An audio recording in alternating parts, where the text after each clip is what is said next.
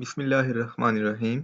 Last lecture में हमने देखा था कि जो मार्स टूल है इसको डाउनलोड और इंस्टॉल कैसे करेंगे और इसके लिए क्या हमें कोई और फाइल डाउनलोड करने की भी ज़रूरत पड़ेगी। जिस तरह मैंने आपको बताया था कि हम जावा सेटअप को भी डाउनलोड करेंगे अपने ऑपरेटिंग सिस्टम के लिहाज से। अगर आपका विंडोज़ है तो विंडोज़ के लिए जावा का सेटअप डाउनलोड कर लें, अगर आपका मैक ओएस है तो उसके लिए, लिनक्स है तो लिनक्स के हिसाब से। आज के लेक्चर में हम मार्स सिमुलेटर का इंट्रोडक्शन करेंगे। तो मार्स सिमुलेटर इसकी फुल फॉर्म है मिप्स assembly and run time simulator. जैसा कि मैंने लास्ट लेक्चर में बताया था कि ये भी एक कोड एडिटर है और इसे हम मिप्स असेंबली लैंग्वेज की प्रोग्रामिंग के लिए यूज़ करते हैं। इसकी मदद से हम मिप्स असेंबली लैंग्वेज के जो प्रोग्राम्स होते हैं उनको एडिट कर सकते हैं, असेंबल कर सकते हैं, डीबग कर सकते हैं और उनकी एग्जीक्यूशन को रन टाइम पे सिमुलेट भी कर सकते हैं कि किस रजिस्टर में कौन सी वैल्यू जा रही है और कैसे चेंजेस हो रही हैं।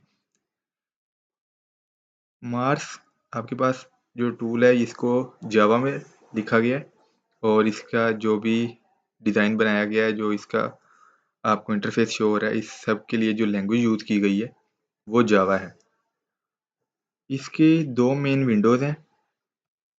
एक विंडो ये एडिट विंडो है जो हमारे पास शो हो रही है, दूसरी एग्जीक्यूट विंडो है। इसमें अभी कुछ भी नहीं है क्योंकि हमने एडिट में कोई कोड भी नहीं लिखा। जैसे ही हम कोड लिखेंगे तो हमें एग्जीक्यूट विंडो में यहाँ पर वैल्यूज शो होंगी जो हमारे कोड में हमने लिखी होंगी। एडिट विंडो जो है इसके अंदर हम अपने मिक्स प्रोग्राम को लिखते हैं और उसको मॉडिफाई भी कर सकते हैं। जो एग्जीक्यूट विंडो है ये हमारे पास मिक्स प्रोग्राम को रन और डीबग करने के लिए यूज़ होती है। अगर हमने एडिट ये एग्जीक्यूट में स्विच करना है तो हम टैब स्विच कर सकते हैं। जो हमारे पास एग्जीक्यूट विंडो है इसको अगर आप देखो तो इसके हमारे पास दो पोर्शन शो हो रहे हैं, एक टेक्स्ट सेगमेंट है, एक डाटा सेगमेंट है। टेक्स्ट सेगमेंट में मशीन कोड और बाकी उसके रिलेटेड एड्रेसेस शो हो रहे होंगे और डाटा सेगमेंट में हमारे पास जितने भी वेरिएबल्स हमने डाटा सेगमेंट में बनाए होंगे उन सब की मेमोरी लोकेशन शो हो रही होंगी। इसके अलावा आपके पास लेबल्स का भी टैब होता है। अभी हमने कोई लेबल बनाया नहीं इसलिए वो शो नहीं हो रहा। लेबल्स का जो टैब होता है ये हमारे पास जो हमने लेबल्स बनाए होते हैं उनके एड्रेसेस शो करता है। लेबल्स में आपके पास वेरिएबल्स भी हो सकते हैं और जंप उनके एंड पॉइंट्स भी हो सकते हैं। फिर नीचे देखें तो यहाँ पर हमारे पास एक दो टैब्ड मैसेज एरियाज भी हैं। एक हमारे पास मार्स मैसेजेस टैब है और दूसरी रन आईओ टैब है। जो मार्स मैसेजेस टैब है, जब हम अपना असेंबली प्रोग्राम लिखेंगे उसको जब हम कंपाइल करते हैं तो उस टाइम जो हमारे पास रन टाइम पे एरर्स आते हैं या कोई और मैसेज शो होता है तो वो हमारे पास मार्स मैसेजेस टैब में शो होगा। आप एरर मैसेजेस को क्लिक भी कर सकते हो और इससे आप उस लाइन पे पहुंच जाएंगे जिस लाइन में एरर आ रहा होगा। इस तरह हमारे पास जो रन आईओ टैब है ये जो हमारे पास आउटपुट कंसोल पे शो होती है उसको डिस्प्ले करवाने के लिए यूज होता है रन टाइम पे। इसी तरह राइट साइड पे हमारे पास ये रजिस्टर्स की आपको एक विंडो शो हो रही होगी। इसमें हमारे पास जितने भी रजिस्टर्स होते हैं वो सब होते हैं और रजिस्टर्स आपके पास $0 से शुरू हो रहे हैं और 0 से लेके 31 तक, क्योंकि 32 रजिस्टर्स होते हैं। जो मिक्स 32 बिट का हमारे पास असेंबली है इसमें हर इंस्ट्रक्शन 32 बिट की होगी और जो रजिस्टर्स हैं वो भी टोटल 32 में, 0 से स्टार्ट हो रहा है इसका नंबर और 31 तक जा रहा है और इन्हीं रजिस्टर्स को हम बार बार यूज़ करते हुए अपने प्रोग्राम को राइट करेंगे। फिर एक हमारे पास को प्रोसेसर 1 की विंडो है। इस टैब में हमारे पास जो भी एक्सेप्शंस या इंटरप्ट्स या स्टेटस कोड्स होंगे वो शो होंगे। को प्रोसेसर 2 की विंडो है, ये हमारे पास फ्लोटिंग पॉइंट रजिस्टर्स को शो करने के लिए यूज़ होती है। मतलब हमने कोई फ्लोटिंग पॉइंट वैल्यू रखवाई है तो वो इसमें आएगी। अब हम एक सिंपल असेंबली प्रोग्राम लिखते हैं। जब भी हमने कोई असेंबली प्रोग्राम लिखना है उसमें हमारे पास दो सेगमेंट्स लाजमी होंगे। अगर हमने कोई भी वेरिएबल बनाया है तो वो डाटा सेगमेंट में आएगा। डाटा सेगमेंट में मैं वेरिएबल बना लेता हूँ। सबसे पहले अपने वेरिएबल का नेम लिखना है। सपोज मैं एक स्ट्रिंग बना रहा हूँ, मैंने उसका नाम लिख दिया my_str। ये स्ट्रिंग का नेम है या वेरिएबल का नेम है। फिर उसकी डाटा टाइप आएगी मैंने इसकी डाटा टाइप आस्की रखी है। आस्की भी रख सकते हैं, आस्कीज भी रख सकते हैं। दोनों आपके पास स्ट्रिंग को स्टोर करने के लिए यूज़ होते हैं। बस जो आस्कीज है इसके एंड पे एक नल टर्मिनेटर मतलब एक एक्स्ट्रा करैक्टर ऐड हो जाता है नल। लेकिन जो आस्की है इसमें जितने करैक्टर्स हमने स्टोर करवाए होते हैं सिर्फ उतने ही स्टोर होते हैं। बाकी दोनों सेम वैल्यू को स्टोर करते हैं जो हमने उसमें रखवाई होती है। सिर्फ साइज़ चेंज हो जाता है। डॉट आस्कीज में एक नल करैक्टर एक्स्ट्रा ऐड हो जाता है, जबकि डॉट आस्की में आपके पास सिर्फ वो स्ट्रिंग ही स्टोर होती है। हम आस्की लिखवाते हैं। इसमें मैंने एक लिख दिया my first mix assembly program.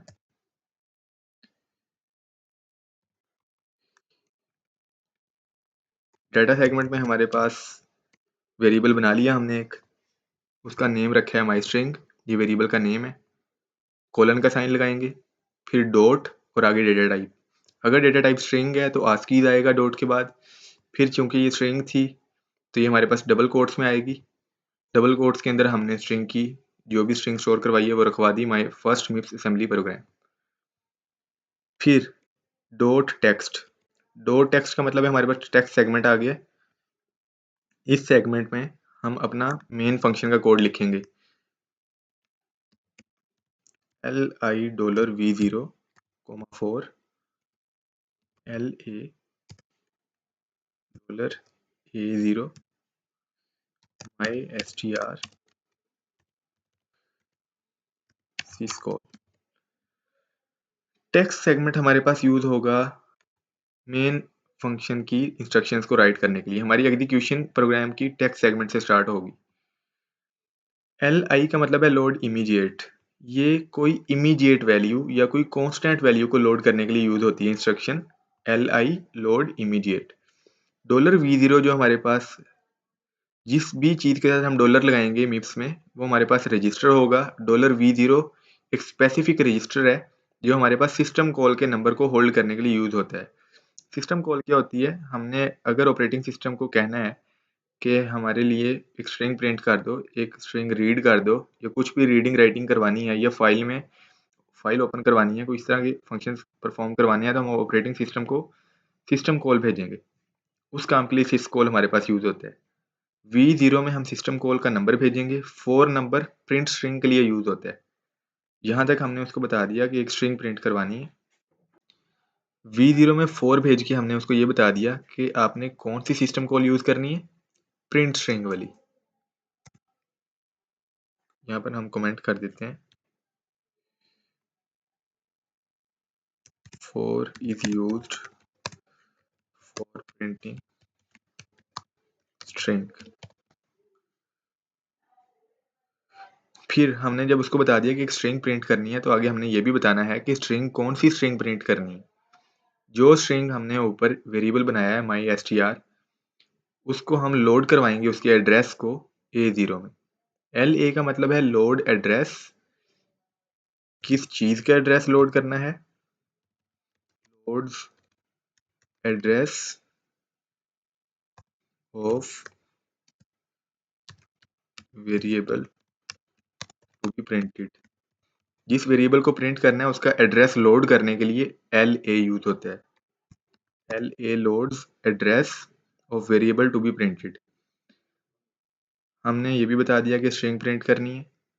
फिर ये भी बता दिया कौन सी स्ट्रिंग प्रिंट करनी है। फिर सिसकॉल किया। सिसकॉल का मतलब है कि अब आप ये फंक्शन परफॉर्म कर दो, लेकिन इससे पहले हमें प्रोग्राम को सेव करना पड़ेगा। सेव करना है, अगर आपके पास यहाँ पर डाउनलोड्स की बजाय system32 शो हो रहा हो तो आपने वहाँ पर नहीं इसको सेव करना। वहाँ पर ये सेव नहीं हो पाता, आपको कोई इशू देगा। आपने इसको किसी और फाइल में सेव कर देना है, किसी भी और फोल्डर में। मैं इसको डाउनलोड्स में ही रखवा रहा हूँ। बाय डिफॉल्ट mips1 शो करते हैं। मैं इसको first.asm के नाम से सेव कर दूंगा। इसकी एक्सटेंशन .asm होगी क्योंकि ये असेंबली फाइल है। मैंने इसको सेव कर दिया। अब अगर इसको मैंने सबसे पहले कंपाइल करना है या असेंबल करना है, क्योंकि ये असेंबली फाइल है तो इसको असेंबल करेंगे। असेंबल के लिए हमारे पास ये एक बटन यूज होगा के थ्रू हम इसको असेंबल कर देंगे। फिर असेंबल हो चुका है, देखें नीचे आपको मैसेज शो हो रहा है। अब अगर मैंने इसको रन करना है और सारे कोड को एक साथ ही रन करना है, तो ये मेरे पास run the current program complete program को रन कर देता है। अगर मैंने एक एक इंस्ट्रक्शन करके रन करना है ताकि मैं यहाँ पे वैल्यूज भी चेंज होते हुए देख पाऊँ, तो मैं इसको यूज़ करूँगा। मैं इसको कंप्लीट ही रन करना चाहता हूँ। आपको याद होगा मैंने एक स्ट्रिंग प्रिंट करवाई थी माय फर्स्ट मिप्स प्रोग्राम, तो देखते हैं क्या आउटपुट आती है। लें जी, हमारे पास जो आउटपुट आई है, ये हमारे पास आउटपुट शो हो रही है, my first MIPS program assembly program. उम्मीद है कि अब तक जितनी बातें हुई हैं उस सब की समझ आई होगी। हमने एक असेंबली प्रोग्राम लिखा है जिसमें एक स्ट्रिंग प्रिंट करवाई है। सबसे पहले डाटा सेगमेंट है, इसमें हमारे पास वेरिएबल हम रखवाते हैं, जितने भी हमने यूज़ करने होते हैं वो सब इसमें आएंगे। वेरिएबल का नेम आएगा सबसे पहले, फिर कोलन का साइन, उसके बाद डॉट, फिर उसकी डाटा टाइप। स्ट्रिंग की डाटा टाइप आस्की या आस्कीज होती है, उसका डिफरेंस भी मैंने बता दिया। फिर वैल्यू बता देनी है क्योंकि स्ट्रिंग थी, डबल कोट्स में आ जाएगी। उसके बाद टेक्स्ट सेगमेंट होगा, ये एग्जीक्यूटेबल कोड इसमें लिखते हैं हम। इसके अंदर मैंने एक सिस्टम कॉल का नंबर पास किया V0 में, A0 में स्ट्रिंग का एड्रेस, सिस कॉल भेजी और वो प्रिंट हो गया।